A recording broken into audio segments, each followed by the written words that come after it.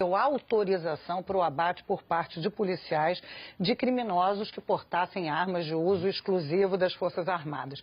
Diante dessa frase, por isso que bom que o senhor está aqui até para contextualizar, explicar e desenrolar, pode vir à cabeça a seguinte hipótese, digamos assim, um cidadão com um fuzil de costas, estou aqui montando um cenário possível, plausível ou não, de costas, e a possibilidade de um sniper, de um policial, executá-lo sem ele estar representando nenhuma ameaça. Mas como o senhor diz que isso que o senhor propõe tem que estar de fuzil na mão. Ameaça. E o senhor entende, que qualquer pessoa... Se ele não for abatido, ele vai usar o fuzil para acertar quem quer que esteja na frente dele. Porque isso não é... Não é, me perdoe, governador. A gente já teve vários casos aqui no Rio de Janeiro, por exemplo, de guarda-chuva, furadeira... Normalmente sniper não atira em quem está de guarda-chuva. Mas muito menos quem está de furadeira. Aconteceu, né? Não era um sniper. No nosso estado. Não era um militar preparado para esse tipo de missão. Então vai ter uma qualificação de quem será o policial autorizado a esse tipo de operação. Já pedi, inclusive, o levantamento de quanto nós temos na CORE e quanto nós temos no BOP. Né? Eu sou oficial da Marinha, da Reserva, e esses militares serão treinados e preparados. Hoje mesmo teve um evento, eu não me lembro agora qual é o local, Cidade de Deus, estava um helicóptero de filmagem, tinham 5 elementos de fuzil. Ali, se você tem uma operação em que os nossos militares estão autorizados a realizar o abate, todos eles seriam eliminados. Mas, em tese, aqueles policiais que estavam ali no blindado, eles também... No blindado, mas quem estava filmando era helicóptero. Então havia usar sniper em helicóptero? Se possível, também. Como é que o senhor imagina isso assim? Porque mas quem vai dizer são os técnicos que vão montar as operações, os militares especializados nesse tipo de operação.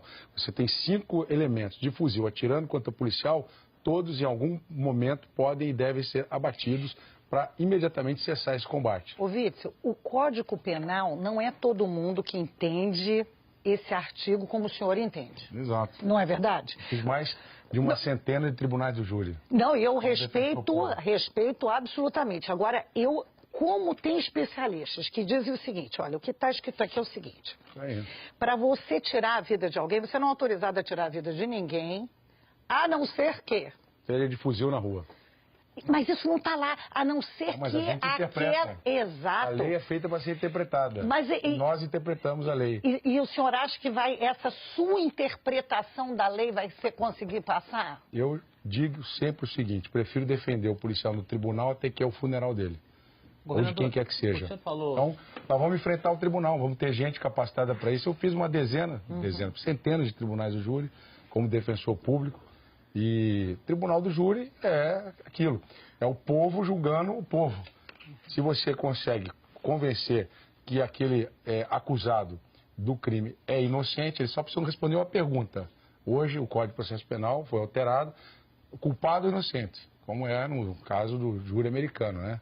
Então o júri entendeu que ele atirou, matou e está correto. Acabou. Mas, governador, vamos lá. O policial, então, a partir de 1º de janeiro, no seu governo, ele está ali, um bandido com fuzil, sentado, ele dá um tiro, mata pelas costas. Vai para a justiça e alguém pensa diferentemente do senhor, o que é absolutamente defendido, legítimo. O policial vai ser defendido. E é condenado. O que o senhor vai dizer para esse policial? Que agiu com uma espécie de carta branca pelo seu entendimento jurídico. Ele vai ser defendido no tribunal. Se ele for condenado, vamos recorrer e vamos trabalhar para isso. Perdeu também. É um risco que a gente corre. Vai dizer? Vai ser expulso? Ele vai ter que ser expulso da polícia? Se for o caso, se a justiça entender que tem que expulsar, vai expulsar. Então, mas a autorização é sua, a responsabilidade é sua, como governador. Você não vai ficar desconfortável de ter dado Estou desconfortável de ver o bandido de fuzil na rua. Mas o policial não vai ficar desconfortável se por acaso tomar essa decisão e depois a justiça não embasar a decisão que ele tomou? Vamos defendê-lo. Desconfortável, todos nós ficamos. Ninguém aqui está defendendo o bandido com fuzil. Não tem essa história. É hora da gente descer um pouco do palanque. A diferença é que, ao contrário de nós, o senhor é o governador. Exato. Né? E o senhor é que está dando essa garantia. Aval. Esse aval. Como é que o senhor, ao mesmo tempo, vai deixar esse policial que acreditou no senhor, está recebendo uma ordem, em tese, e ele vai ser expulso, ele vai ficar sem salário, ele vai cumprir uma pena... Nós vamos defendê-lo na justiça. Eu não estou dizendo que ninguém não vai deixar de ser processado.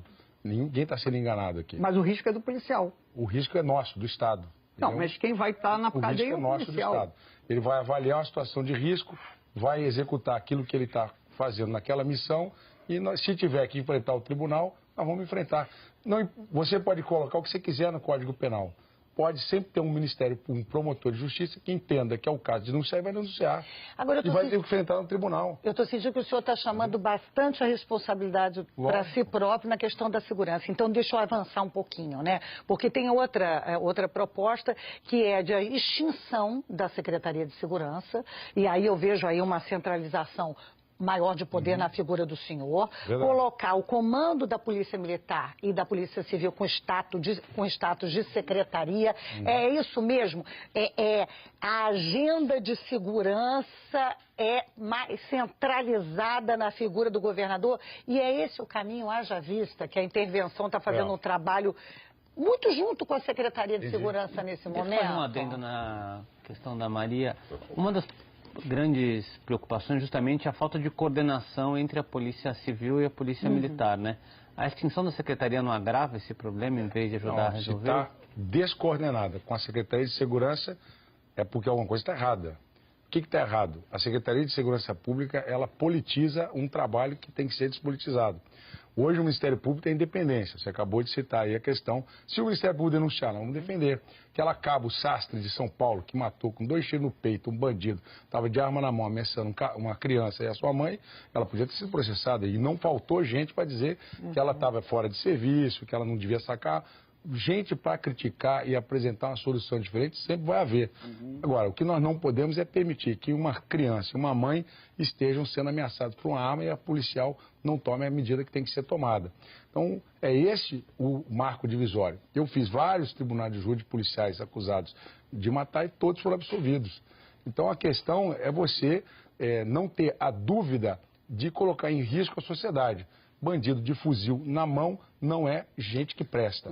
Então, em relação à sua questão da segurança pública, o que acontece hoje é que vários secretários de segurança pública saíram da secretaria e viraram políticos, né? Usaram a secretaria como trampolim para a política. Então, o que nós precisamos é despolitizar a Secretaria de Segurança Pública. A Polícia Civil é um corpo técnico, assim como é a Defesa Civil.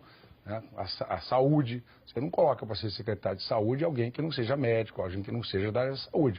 Então, quando você coloca na Secretaria de Polícia Civil alguém que não é da Polícia Civil, não é da Polícia Militar, é um corpo estranho. E aí gera, primeiro, o problema da descoordenação e depois a politização. Porque hoje a DRACO, que é a Delegacia de Combate ao Crime Organizado, não está na Polícia Civil, está na SESEG. O Guardião, que é o aparelho de interceptação das escutas telefônicas, fruto das operações dos delegados, não está na Polícia Civil, está na SESEG. Então, quem está ouvindo as interceptações requeridas pelos delegados? É outrem que não aquele delegado. Então, isso gera um problema. Mas é melhor reestruturar, então, essa... Então, estou reestruturando, extinguindo a secretaria. E aí haverá a estrutura será um gabinete... Secretaria de Polícia Civil, Secretaria de Polícia Militar. Ambos secretários. Uma outra questão que também tem sido debatido muito, e eu tenho conversado com os policiais, é a garantia da inamovibilidade. O Ministério Público hoje, além da independência funcional, tem a inamovibilidade. Explica isso pra gente. Um promotor, quando ele vai para um órgão, uma promotoria, ninguém tira ele de lá, a não ser que ele queira sair. O promotor de justiça, o procurador da República, ele escolhe o órgão que ele quer atuar. Se ele escolher uma curadoria de família, ele vai, se ele quiser aposentar ali, ele aposenta ali. Só vão tirá-lo dali se ele tiver um desempenho insatisfatório ou por alguma questão de ordem pública que é avaliado pelo colégio de procuradores ou pelo órgão especial do tribunal. Porque o senhor quer evitar o quê com isso? Evitar a interferência política na atividade de investigação. Eu gostaria, governador, gostaria de voltar aqui a essa questão O ideal é que tivesse na Constituição isso, mas nós vamos fazer o seguinte, vamos dar para o decreto. Segurança vai ser um tema importantíssimo nesse país nos próximos anos. Então, por exemplo, e agora nós temos o Ministério da Segurança, coordenação, que em todos os outros estados eles lidam com o secretário de Segurança. Vai haver uma reunião em Brasília com o ministro da Segurança, seja quem for, e os secretários de Segurança. Então, todos os estados e o Distrito Federal vão enviar secretários de Segurança. Quem vai pelo Rio de Janeiro? Pode ser o secretário de Polícia Civil, que a Polícia Judiciária tem um papel fundamental na investigação do crime organizado. E aí vai dar ciúme no comandante da PM. Não tem ciúme nenhum, cada um tem a sua atividade estrutural na segurança pública. A Polícia Militar... O secretário de Polícia Civil vai ter mais poder, mais importância... Ninguém tem mais poder do que o outro. Mas por que quem vai para Brasília é o de Polícia Civil? Porque a estrutura da segurança pública hoje, o primeiro ponto do plano de governo do Jair Bolsonaro é investigar a lavagem de dinheiro. Hoje, está se investigando pouco nas polícias civis a lavagem de dinheiro, porque o tráfico de drogas, o crime organizado, estimula a compra de armamento, de drogas, e faz a logística da droga dos cartéis da Colômbia, da Bolívia, do Paraguai para o Brasil. Aqui não se produz cocaína e também não se produz maconha em grande quantidade. Tem uma outra plantação, mas não se produz. Então essa droga vem através de uma logística que é feita por executivos do crime. Esses executivos nós não estamos atingindo, eles estão livres, leves e soltos. Todo mundo ao mesmo tempo. Só para voltar aqui na minha pergunta, que eu acho que não foi respondida. Então, na ausência de um secretário de segurança, que só acontecerá isso no estado do Rio de Janeiro, quem responderá por esse cargo será o chefe de Polícia Civil, não o comandante da PM. Dependendo da pauta que for ser tratada no Conselho, pode ser um ou pode ser outro. Eles vão ter cargo de secretário? Tenho certeza que não vai ser secretário. Então, o secretário... O senhor indicou que o crime prioritário também no Rio de Janeiro será a investigação do caminho do dinheiro, porque nós temos várias dimensões de crime organizado aqui.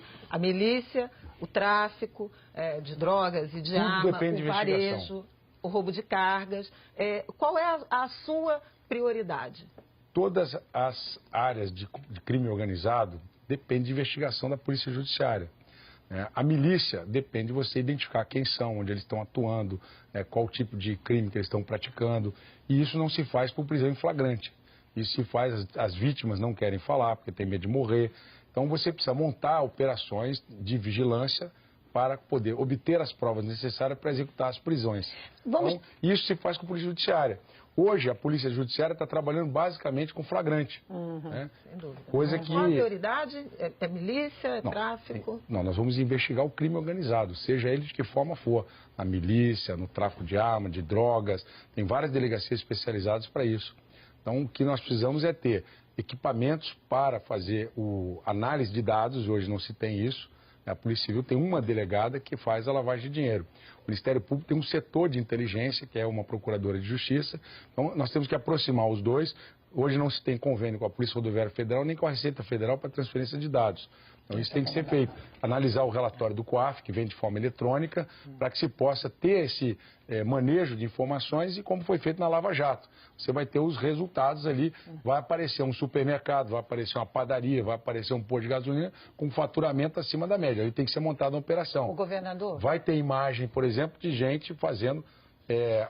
Aí você tem que fazer a coleta de imagem, né, de rua, o trabalho de rua.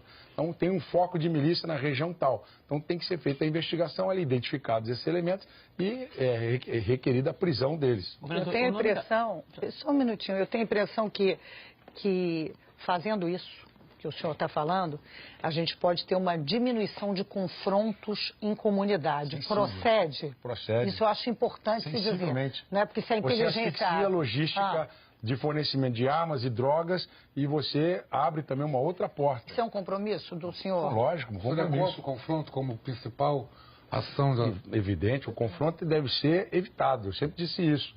Mas uma vez que nós tenhamos que ir para o confronto, nós temos que saber como vamos enfrentar aquela situação. Não pode ter 5 elementos de fuzil sendo filmado de helicóptero para a televisão mostrar ele atirando no policial e nada acontece.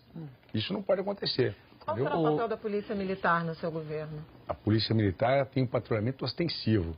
Nós estamos fazendo uma PPP para trazer um sistema de monitoramento eletrônico. Eu vou me reunir com o general Braga Neto, porque recebi informação hoje, ontem, de que há 1 bilhão e 200 milhões para serem investidos livres e soltos.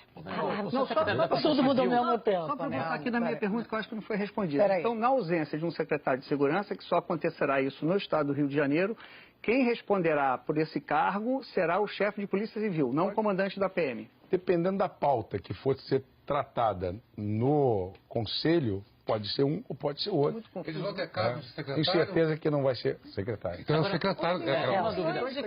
O senhor indicou que o crime prioritário também no Rio de Janeiro será a investigação do caminho do dinheiro, porque nós temos várias dimensões de crime organizado aqui. A milícia, o tráfico de drogas e de arma, o varejo, o roubo de cargas. Qual é a sua prioridade? Todas as áreas de crime organizado dependem de investigação da Polícia Judiciária. A milícia depende de você identificar quem são, onde eles estão atuando, qual tipo de crime que eles estão praticando. E isso não se faz por prisão em flagrante. Isso se faz, as vítimas não querem falar porque tem medo de morrer. Então você precisa montar operações de vigilância para poder obter as provas necessárias para executar as prisões. Então, isso se faz com a Polícia Judiciária.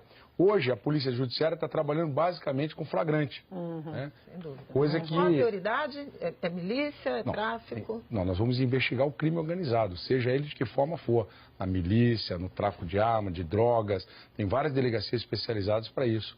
Então, o que nós precisamos é ter equipamentos para fazer análise de dados. Hoje não se tem isso. A Polícia Civil tem uma delegada que faz a lavagem de dinheiro. O Ministério Público tem um setor de inteligência, que é uma procuradora de justiça. Então, nós temos que aproximar os dois. Hoje não se tem convênio com a Polícia Rodoviária Federal nem com a Receita Federal para transferência de dados. Então, isso tem que ser feito. Analisar o relatório do COAF, que vem de forma eletrônica, para que se possa ter esse manejo de informações e como foi feito na Lava Jato. Você vai ter os resultados ali, vai aparecer um supermercado, vai aparecer uma padaria, vai aparecer um posto de gasolina com faturamento acima da média. Aí tem que ser montada uma operação. O governador? Vai ter imagem, por exemplo, de gente fazendo... Aí você tem que fazer a coleta de imagem, né, de rua, o trabalho de rua.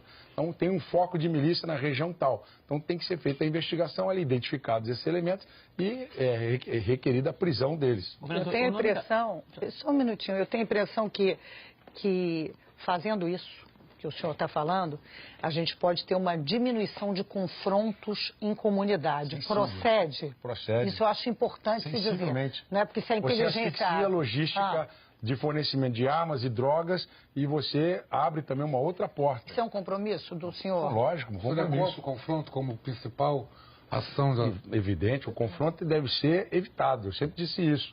Mas uma vez que nós tenhamos que ir para o confronto, nós temos que saber como vamos enfrentar aquela situação. Não pode ter 5 elementos de fuzil sendo filmado de helicóptero para a televisão mostrar ele atirando no policial e nada acontece. Isso não pode acontecer. Qual será o papel da Polícia Militar no seu governo? A Polícia Militar tem um patrulhamento ostensivo. Nós estamos fazendo uma PPP para trazer um sistema de monitoramento eletrônico. Eu vou me reunir com o general Braga Neto, porque recebi informação hoje, ontem, de que há 1 bilhão e 200 milhões para serem investidos. O senhor já tem um nome para a Polícia Civil? Não. Ainda não. Nessa área, você está estudando currículos também? Estou analisando currículo, passado, declarações. Você já recebeu muito currículo? Vários. O senhor não vai passar nem o nome para a gente? Recebi 800 currículos, são 800 delegados. Tem um nomezinho para passar para a gente? Mas, olha, deve ter muita gente que ama mesmo a Polícia Civil, né? Porque haja candidato, viu? Nós duas, na Polícia Civil, Polícia Militar, é uma loucura. O seu nome é qual? Para indicar. Meu nome é Wilson Witzel. E para indicar para a Polícia Militar e para a Civil? Não, a gente precisa olhar com calma, tem que ver o que a pessoa falou. Nós temos aí até janeiro, né? Evidente que a transição começa quarta-feira, amanhã, e nessa transição eu já quero ter, pelo menos, nós temos hoje corporações que representam as instituições. Eu fui presidente da Associação de Juízes Federais do Rio de Janeiro e Espírito Santo. Você tem o presidente do sindicato, os delegados, que tem ali uma sensibilidade da categoria, ele de imediato já está convidado, é o Rafael Bastos, mas não tem nenhum compromisso com ele de nada. É só para ele trazer a sensibilidade da corporação para essas propostas de inamovibilidade, né, de uma maior independência dos delegados na investigação. O senhor não tem nenhum nome do secretariado na cabeça ainda? Quantos nomes o senhor já sabe? Tem vários, não vou falar nenhum. Mas ele não vai falar. O senhor se mostra muito alinhado com o presidente Jair Bolsonaro. O presidente Jair Bolsonaro já disse que é contra a reeleição e que ele só vai ficar 4 anos no poder. O senhor é alinhado nesse aspecto também? Eu sou alinhado ao que está na Constituição. Acho que se o povo quer que um governante fique 8 anos porque fez um bom trabalho, eu acho 8 anos até um prazo razoável. Então só vai tentar a reeleição. Não estou dizendo que eu vou tentar a reeleição, estou dizendo que o povo é que tem que decidir. Você chegar no final do governo com 90% de rejeição, pega o boné e vai embora, né? Se chegar no final do governo com 80% de aprovação, o povo quer que você continue. Eu acho que 8 anos é um prazo razoável, né? Gera uma expectativa de que o sujeito vai governar para ser reeleito. Eu não vou governar para ser reeleito. Eu vou governar para colocar em prática os projetos que eu acredito. Chegar no final de 4 anos, se tiver com 80% de aprovação, então nada mais justo que o povo está pedindo. Diga ao povo, fico. Eu vou chamar o intervalo rapidinho, mas a conversa vai continuar. Daqui a pouco o governador eleito do Rio de Janeiro, Wilson Witzel. Não sai daí que a gente volta já já. Estamos a conversar com o governador eleito do Rio de Janeiro, Wilson Witzel. Otávio Guedes. Governador, um dos fatos que foi até muito explorado na campanha é a presença do senhor naquele evento em que se quebraram a placa da Marielle. Depois que o senhor foi eleito, estava presente ali o deputado que foi eleito que quebrou a placa da Marielle. Rodrigo Amorim. Rodrigo Amorim. Passada a campanha e refletindo sobre isso, quer dizer, que é um gesto, é tão gratuito isso que não tem explicação. É hora de pedir desculpa e reconhecer que errou? Mas quem errou não fui eu. Não fui eu que rasguei a placa, não sabia que ela estava lá. Sim, mas quem fez isso depois foi prestigiado pelo senhor. Não foi prestigiado nada. Vamos, coloque palavra na minha boca. Não, palavra não, ele estava presente, assim que o senhor foi eleito, eu acho o seguinte, ele justificou que ele estava tirando a placa, porque ele considerou que colocar a placa sem autorização da municipalidade é um ato ilegal. Então, tirou a placa. Agora, ele rasgar a placa, fazer o que ele fez, aquilo ali eu também repudio. Já liguei ao professor Tarcísio, falei, professor Tarcísio, receba a minha solidariedade, jamais compactuo com qualquer estímulo à intolerância. A minha vida pregressa de magistrado... O senhor estava constrangido ali, né? Que o senhor ficou, depois que viu que ele quebrou, então o senhor ficou constrangido? Fiquei constrangido. Desculpa, reconhece o erro e pede desculpa ou não? Mas o erro não foi meu. Agora, se quiser que eu peça desculpa por ele, eu peço. Está desculpado porque o sujeito fez um ato que não devia ter feito. Não, é pedir desculpa. Não, pede desculpa, Marielle, a sua vida, a sua família. Já conversei com a sua mãe, contei com ela. Né? Outro dia, numa caminhada, minha esposa encontrou, eu estava do lado, ela falou, deu um beijo. A gente não tem menor... restrição a isso, né? O que acontece é que o ato era pró-Bolsonaro e para mim, né? Eu estava ali discursando, estava vibrando com as pessoas que estavam, né, ali enaltecendo uma renovação da política e tal, aí de repente me aparece os dois com a placa e faz aquele ato lá. Como é que você classifica esse ato deles? Olha, eu sou completamente contrário a qualquer ato de intolerância. Eu nunca falei... Então foi um ato de intolerância. Eu nunca falei absolutamente nada contra Marielle. Muito pelo contrário. Eu me comprometi em olhar pessoalmente a investigação. Isso é um bom sinal. Isso é dever. Olhar assim, olha só, eu estava olhando para a plateia, eu não vi o que eles fizeram. Eu não sei nem se eles Mas foi um ato de intolerância. Eu não ouvi o que eles falaram. Eu estava falando, estava no microfone. Eu não ouvi o que eles falaram e nem vi o que eles fizeram. Eu não posso falar sobre o que eu não ouvi e nem o que eu vi. Mas agora o senhor sabe o que aconteceu. À luz do conhecimento que o senhor tem hoje, então, foi um ato de intolerância? Qualquer ato que tenha sido feito com intolerância, eu recrimino. Se eles assim o fizeram, né, não concordo com isso. O deputado eleito terá algum papel, governador, no seu governo? Não, nem cheguei a ver o vídeo. Nem cheguei a ver o vídeo. Deputado eleito Rodrigo Amorim. Deputado eleito Rodrigo Amorim, que esteve logo com o senhor no anúncio. Eu acho que ele já esclareceu essas questões. Ele terá algum papel no seu governo? No meu governo? Sim. Não, ele é parlamentar. Né? Ele é um parlamentar, nós vamos ter que nos relacionar com ele, com a bancada do PSL. Eu preciso me relacionar com todos os parlamentares, até o pessoal do PT. Cargo? Mas pode ter um cargo para o Rodrigo Amorim? Olha, tem o líder do governo, né? O líder do governo é que o governador é que indica quem é que vai batalhar pelos processos do governo. Tá? Pode ser ele. O PSC hoje tem 2 deputados, mas agora tem a cláusula de barreira, provavelmente uns 10 deputados vão ficar sem partido. Então, estou conversando com esses deputados para eles virem para o PSC, inclusive. Se tiver uma bancada maior, com mais deputados, é natural que eu escolha da minha bancada o líder do governo. Vamos falar disso rapidinho. Então, deputados do PSL. para ir para o PSC ou o contrário? Tem partidos que, pela causa de barreira, eles vão ser extintos. Então, esses deputados, são mais ou menos 10, ainda não vi o nome de todos, eu os convidarei para ingressar no PSC. Deixa eu fazer uma pergunta. Nossa bancada Mas também. o papel do Rodrigo Amorim, ele pode ser líder do seu governo? Não, eu não fiz esse convite a ele. Ô, Witzel, mas estuda esse nome? Eu vou conversar ainda com meus deputados, vou ver quem vai ser o presidente da LERJ. A gente tem até dezembro para estudar isso aí. Então teria um intolerante, uma chance de um intolerante no seu governo. Olha, ele tem muitas outras qualidades, né, de alinhamento de ideias com aquilo que eu defendo da minha plataforma. Repudia qualquer intolerância. Repudio, está repudiado, acabou, está resolvido, vamos para frente. Condenado para dar justiça recuperado, ele tem que trabalhar. Ninguém vai ser condenado o resto da vida. Se você condena alguém a 20 anos de cadeia e ele sai, depois recupera seus direitos de liberdade, vai ter que trabalhar. Então alguém tem que dar emprego para ele, né?